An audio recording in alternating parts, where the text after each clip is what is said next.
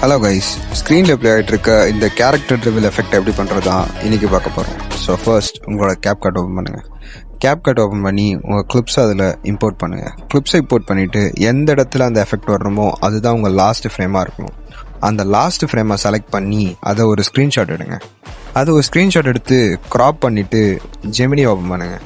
Gemini open பண்ணி டெலிகிராமில் கொடுத்துருக்க ப்ராம்ப்ட் யூஸ் பண்ணுங்கள். இல்லை நான் கமெண்ட்டில் போட ட்ரை பண்ணுறேன். அந்த ப்ராம்ப்டை பேஸ்ட் பண்ணுங்கள். கொஞ்சம் டைம் எடுத்து லோட் ஆன பிறகு உங்களுக்கு ஒரு அவுட் கிடைக்கும். அந்த அவுட்டை எடுத்துகிட்டு வந்து CapCutல மறுபடியும் இம்போர்ட் பண்ணுங்கள். உங்களுக்கு டெலிகிராம் சேனலில் ஒரு ரெட் கலர் பேக்ரவுண்ட் நான் அப்லோட் பண்ணியிருப்பேன். அந்த பேக்ரவுண்டை டவுன்லோட் பண்ணி CapCutல இம்போர்ட் பண்ணுங்கள். இம்போர்ட் பண்ணிவிட்டு அந்த ஃபோட்டோவை ஓவர்லேயில் ஆட் பண்ணுங்கள். அந்த பேக்ரவுண்டுக்கு அந்த ஃபோட்டோவோட பேக்ரவுண்டை ரிமூவ் பண்ணுங்கள். ரிமூவ் பண்ணிவிட்டு எந்த இடத்துல அது வரணுமோ அதை செட் பண்ணிவிட்டு அனிமேஷன்ஸ்குள்ளே போங்க. அனிமேஷனில் ஃப்ளிக்கர் ரிப்பிள் அப்படின்ற ஒரு அனிமேஷன் இருக்கும். அதை ஒரு 0.5 செகண்ட்ஸ்க்கு செட் பண்ணுங்கள். செட் பண்ணிவிட்டு எந்த இடத்துல அந்த எஃபெக்ட் முடியுதோ அந்த இடத்துல டெக்ஸ்ட் ஆட் பண்ணுங்கள். அந்த டெக்ஸ்ட்டில் உங்களுக்கு என்ன வேணுமோ அதை டைப் பண்ணுங்கள்.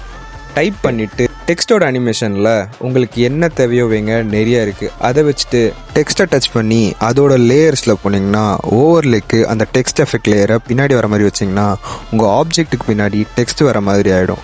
ஸோ இதை ஓவராலாக எல்லா கிளிப்ஸ்க்கும் வச்சு ப்ளே பண்ணி பார்த்தீங்கன்னா இந்த character reveal effect ready. So follow for more.